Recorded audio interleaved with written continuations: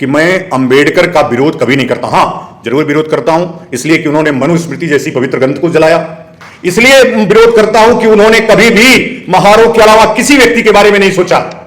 जो व्यक्ति इतना बड़ा नेता बन रहा हो वो एक जाति के बारे में सोच रहा हो, इसलिए मैं उनका विरोध करता हूं। जो व्यक्ति हमारे मनुस्मृति को जलाएगा उसको हम कैसे सम्मान कर सकते हैं? जो भगवान को काल्पनिक कहेगा उसका हम कैसे सम्मान कर सकते हैं? मैं नहीं कहता हूं कि अंबेडकर की मूर्तियां न लगे, मैं नहीं कहता हूं कि अंबेडकर के चित्र न लगे, लेकिन BN राव साहब का चित्र अंबेडकर से बड़ा लगे, ये मैं चाहता हूं। इस देश में जिस व्यक्ति का कोई स्वतंत्रता के आंदोलन में योगदान नहीं है, एक भी हो तो बता देना।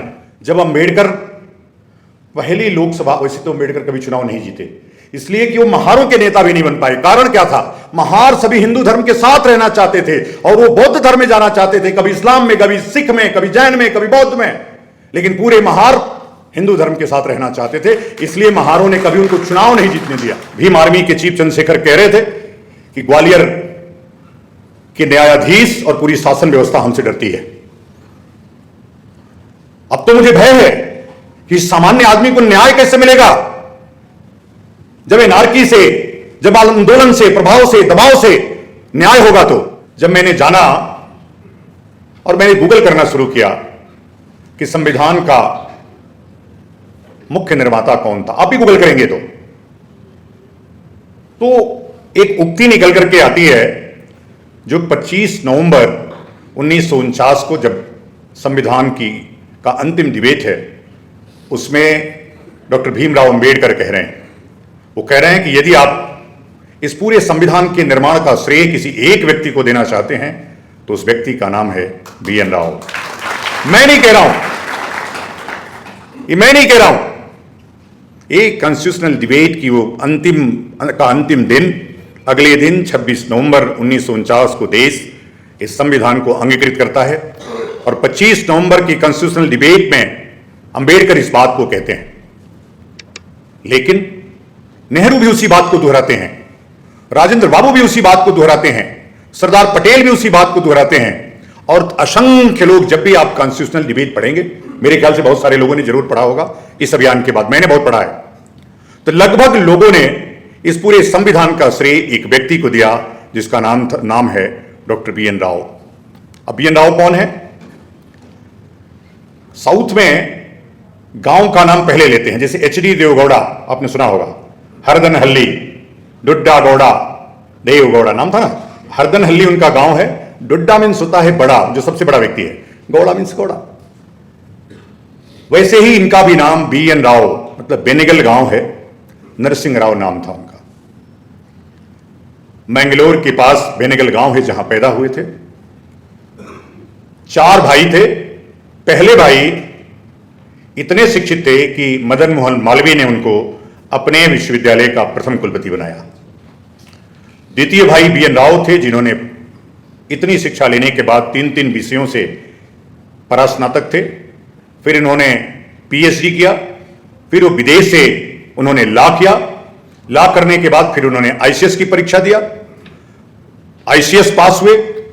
फिर उन्होंने, उस समय जुडिशरी की परीक्षा अलग से ली जाती थी, फिर उन्होंने, उसमें उनकी रुचि थी, उसको पास किया।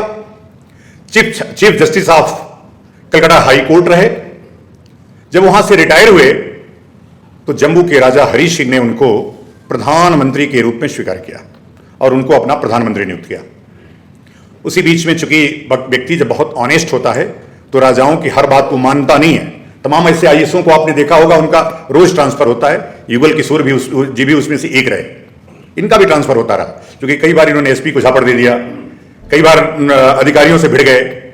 और मैंने जो देखा, कभी भी असत्य के साथ खड़े नहीं रहे। मैं बहुत दिनों से इनको जानता हूं, जब ये क्षेत्राधिकारी थे प्रयागराज में और उसमें कुंभ था, उस साल भी कुंभ था प्रयागराज का। ऐसे ही अधिकारी BN राव साहब भी थे और 8-9 महीने बाद फिर उन्होंने रिजाइन करने का मन ही बना रहा था, तब तक 1946 आ गया और 1946 में संविधान सभा ने उसके पहले बर्मा का संविधान लिख चुके थे, उसके पहले बर्मा का संविधान लिख चुके थे। जब यह योग्यता संविधान सभा ने देखा, चूंकि कंस्टिट्यूट हो गई थी 2 दिन 3 दिन बाद, उनको अपना एडवाइजर चाहिए था जो इस संविधान को लिख सके। अब मैं 2-3 बातें मोटा मोटी आपको बता रहा हूं, जो बहुत छोटी बात है लेकिन मोटी बात है। अब जैसे कई लोगों के मन में आ रहा होगा कि हम तो इतने दिन से, नींद आ रही है, नींद आ रही हो तो थोड़ा कुछ और गाना वाना बजाएं। देखो, बहुत इंपॉर्टेंट और गंभीर बात है, आगे चल के आपको डिस्कस करना है। ऐसा नहीं कि जो मैं बातें बोल रहा हूं कोई अलग से, कोई आसमान से उतारा हूं। ये सब बातें मैंने पढ़ के आपको बोल रहा हूं, बस उसको सिस्टमेटिक सजा करके आपके सामने प्रस्तुत कर रहा हूं। 1946 आया, मैं इसलिए इस बात को कह रहा हूं कि निर्माता कौन है। आप बताओ, आरएसएस का संस्थापक कौन है? कौन है? हेडगेवार। लेकिन लोग कहते हैं कि वास्तविक निर्माता कौन है? गोलवलकर। लेकिन आज भी हेडगेवार को भूल गए क्या लोग? हम ये भी मान लेते हैं कि बीएन राव साहब ने इनिशियल ड्राफ्ट बनाया था, लेकिन संविधान सभा के संविधान के हेडगेवार तो वही थे। आपने कहीं उनको स्थान तक नहीं दिया, एक फोटो तक नहीं लगाया, एक मूर्ति तक नहीं लगाया। जिस व्यक्ति ने 60 देशों की यात्रा अपने खर्चे पर किया हो, जिस व्यक्ति ने 60 देश, आप बताओ कहीं अंबेडकर भी कोई यात्रा की हो संविधान सभा के लिए या कोई संविधान पढ़ने के लिए? अंबेडकर, मैं कभी भी एक बात इस मंच के माध्यम से मैं कहना चाहता हूं कि मैं अंबेडकर का विरोध कभी नहीं करता। हां, जरूर विरोध करता हूं इसलिए कि उन्होंने मनुस्मृति जैसी पवित्र ग्रंथ को जलाया, इसलिए विरोध करता हूं कि उन्होंने कभी भी महारों के अलावा किसी व्यक्ति के बारे में नहीं सोचा। जो व्यक्ति इतना बड़ा नेता बन रहा हो वो एक जाति के बारे में सोच रहा हो, इसलिए मैं उनका विरोध करता हूं। लेकिन मैं उनका अपमान नहीं करता हूं, उनका सम्मान करता हूं कि कम से कम एक जाति के लिए तो सोचा उन्होंने, एक वर्ग के लिए तो सोचा उन्होंने। तो इसलिए मैंने कभी ना अंबेडकर का अपमान किया, ना मैं किसी देवी देवता का अपमान किया, ना किसी व्यक्ति का अपमान करता हूं। मैं तो अहम ब्रह्मास्मि तत्त्वमसि, मैं भी ब्रह्म हूं तुम भी वही हो, मैं भी ब्रह्म हूं तुम भी ब्रह्म हो, यह जो शांकरी परंपरा है उसका वाहक हूं। इसलिए अपमान का तो सवाल ही नहीं। मैं तो सब में परमात्मा देखता हूं, मैं तो कंकर कंकर में शंकर देखता हूं, मैं तो बिंदु बिंदु में गंगाजल देखता हूं। लेकिन जिस व्यक्ति ने इतनी तपस्या की हो, निःशुल्क रूप से, जब अंबेडकर, नेहरू, राजेंद्र बाबू सब लोग डेली 45 रुपए ले रहे थे, बीएन राव ने 1 रुपए न लेने का पत्र लिखा कि यह महान काम मां भारती ने हमको दिया है तो मैं निःशुल्क इसको लिखूंगा। तो क्या उसका सम्मान नहीं होना चाहिए? क्या उस व्यक्ति की मूर्ति कहीं नहीं बननी चाहिए? दूसरी बात, जब अंबेडकर संविधान सभा में जुलाई 1947 में आए, एक बार हार गए, दूसरी बार मुस्लिम लीग के माध्यम से आए तो मुस्लिम लीग पाकिस्तान की तरफ चली गई, इसलिए संविधान सभा में नहीं आ पाए, पद खत्म हो गया। तीसरी बार गांधी ने नेहरू से कहा कि नहीं, अंबेडकर का होना पुनः पैक्ट का अपमान होगा, इसलिए अंबेडकर को रखना चाहिए, और उन्होंने अंबेडकर को रखा।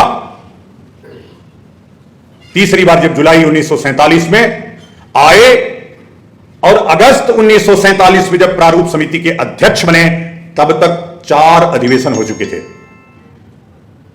4 अधिवेशन हो चुके थे, 4 कॉन्स्टिट्यूशनल डिबेट हो चुकी थी, 100 से ऊपर बैठकें हो चुकी थी, 33 संवैधानिक बैठकें हो चुकी थी, और संविधान का 80% भाग बन चुका था। आप कल्पना करिए, ऐसे ही नहीं अंबेडकर जी ने कह दिया, ऐसे नहीं कह दिए कि इस संविधान के असली निर्माता बीएन राव साहब थे, इसलिए कि जो व्यक्ति 295 अनुच्छेद वाला संविधान बना के दिया हो, जिस व्यक्ति ने 80% से ज्यादा संविधान का स्वयं निर्माण किया हो, इसलिए पूरी संविधान सभा ने उनका धन्यवाद ज्ञापित किया, इसलिए उनको धन्यवाद दिया। अब समय है कि उस महामानव का जो अपमान हुआ, जो उनके साथ अन्याय हुआ, यह जन सामान्य मंच उसको न्याय दिलाए। मैं नहीं कहता हूं कि अंबेडकर की मूर्तियां ना लगें, मैं नहीं कहता हूं कि अंबेडकर के चित्र ना लगें, लेकिन बीएन राव साहब का चित्र अंबेडकर से बड़ा लगे, यह मैं चाहता हूं। लेकिन जिसका योगदान है, राजेंद्र बाबू की मूर्तियां लगें, कृष्णाचारी की मूर्तियां लगें, वो रायजादा जिसने पूरे संविधान को अपने हाथ से लिखा, उनकी भी मूर्तियां लगें। इस संविधान के निर्माण में किसी एक व्यक्ति का योगदान नहीं है, इसलिए सबका सम्मान होना चाहिए। हो सकता है कि इसमें कई लोग अंबेडकर के समर्थक होंगे, कुछ उनकी बातें, मेरी बातें उनको बुरी लग जाएं, लेकिन अगर बात तथ्य की हो, हम उस परंपरा के हैं जहां राम की भी आलोचना एक धोबी कर सकता है। आलोचना को सुनने की ताकत होनी चाहिए, और कम से कम ज्योतिबा फुले के बाद ब्राह्मण समाज, जिस समाज से मैं आता हूं, कम से कम वो समाज तो लगातार प्रहार झेल रहा है, अनावश्यक झेल रहा है, जो सबके जय बोलता है, सबके भले की कामना करता है। अब उसका क्या दोष है? भगवान ने उसको ब्राह्मण घर में भेज दिया। भाई देश आजाद हो गया, जब संविधान बन गया, और संविधान का मतलब क्या होता है? संविधान, जो सबके लिए समान विधान बनाए, वही संविधान है, और यही था। अब आपको लगता होगा कि आरक्षण तो संविधान के जमाने से था। नहीं, संविधान में आरक्षण का जो अनुच्छेद 15(4) है, तमाम विद्वान बैठे हैं, मैं बोल रहा हूं ऐसे ही, लेकिन हो सकता है कि वो भूल गए हों। एक लड़की थी, वो भी ब्राह्मण थी। पेरियार के जमाने में पूरे जब देश आजाद हुआ तो मद्रास में ब्राह्मणों के लिए आरक्षित कर दिया गया कि अब केवल 4 सीटें मिलेंगी ब्राह्मणों को, बस। वो लड़की चंपकम दुर्रई राजन नाम था। मेडिकल कॉलेज में उसका एडमिशन होना था। 99.9% नंबर था उसका टेस्ट में। उसके बाद भी उसको प्रवेश नहीं मिला, इसलिए कि उस समय ब्राह्मणों के लिए 4 ही सीट आरक्षित थी। देश का संविधान लागू हो चुका था। वो सुप्रीम कोर्ट आई। सुप्रीम कोर्ट ने इस पूरे एक्ट को, जो मद्रास सरकार का था, चंपकम दुर्रई बनाम मद्रास राज 1951, आपको पढ़ना चाहिए, उससे इस पूरे कानून को खारिज कर दिया सुप्रीम कोर्ट ने, और कहा यह जो संविधान है अनुच्छेद 15(1) का मर्डर करता है। 15(1) में क्या है कि धर्म, मूल, वंश के आधार पर कोई विभिन्न, जाति के आधार पर कोई विभिन्नता नहीं की जाएगी। फिर पेरियार और अंबेडकर के नेतृत्व में भारत का ये जो संसद भवन आपके समक्ष है, इसको घेर लिया गया। 15 दिन तक बड़ा आंदोलन चला। मैं कोई बात अपने से नहीं कह रहा हूं, एक गजेटियर में है भारत सरकार के, जो मैं बोल रहा हूं आपको, और लाइव बोल रहा हूं इतने लोगों के समक्ष। इन्होंने घेर लिया। परिस्थितियां अभी भी हैं। आज भीम आर्मी के चीफ चंद्रशेखर कह रहे थे कि ग्वालियर के न्यायाधीश और पूरी शासन व्यवस्था हमसे डरती है।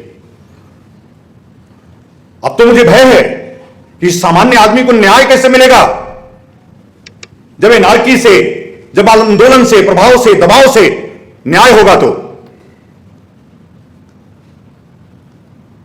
नेहरू डर गए, और नेहरू ने संविधान का प्रथम संशोधन 1951 में किया, और उसमें संविधान में अनुच्छेद 15(4) और संविधान में अनुच्छेद 16(4) जोड़ा गया, और तब से शिक्षण संस्थाओं में और नौकरी में आरक्षण लागू हुआ।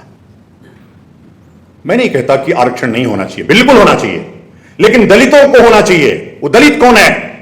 कौन है दलित? तमाम ऐसे ब्राह्मण हैं, तमाम ऐसे क्षत्रिय हैं, तमाम ऐसे वैश्य हैं, और तमाम ऐसे दलित भी हैं। दलित मतलब जो अभी वर्तमान में अगड़े दलित, पिछड़े दलित, जिनकी बातें मैं उठा रहा हूं, वो खुद उठा रहे हैं, मैं नहीं उठा रहा हूं, वो खुद भी उठा रहे हैं। वो आर्थिक रूप से कमजोर थे, हैं, और आगे भी रहेंगे अगर ये व्यवस्था लागू रही तो, अगर क्रीमी लेयर लागू नहीं किया गया तो। मैं कहता हूं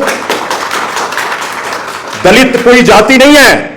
दलित वो है जो दबा हुआ है, दलित वो है जो कुचला हुआ है, दलित वो है जो शोषित है। दलित वो कैसे हो जाए जो पुलिस से गुंडाई करता है? दलित वो कैसे जो अधिकारियों को गाली देता है? देखो क्या है, कई बार विनय न मानत जलजड़, गए 3 दिन बीत, बोले राम सकोप तब, भय बिन हो इन प्रीत। बहुत कुछ बातें बोलने बिना, कहने बिना, टोकने बिना वो इतिहास बन जाती हैं, और वही हो रहा है इस देश में। जिस व्यक्ति का कोई स्वतंत्रता के आंदोलन में योगदान नहीं है, एक भी हो तो बता देना, मैं प्रणाम करूंगा। जिस व्यक्ति का यह इतिहास है कि जिसने चिट्ठी लिखा हो कि प्लासी के युद्ध में यदि हमारे लोग ना होते तो आप जंग नहीं जीत पाते, लगातार उसका इतिहास है कि यदि यह दलितों को लाभ होना है तो यह देश गुलाम रहना चाहिए।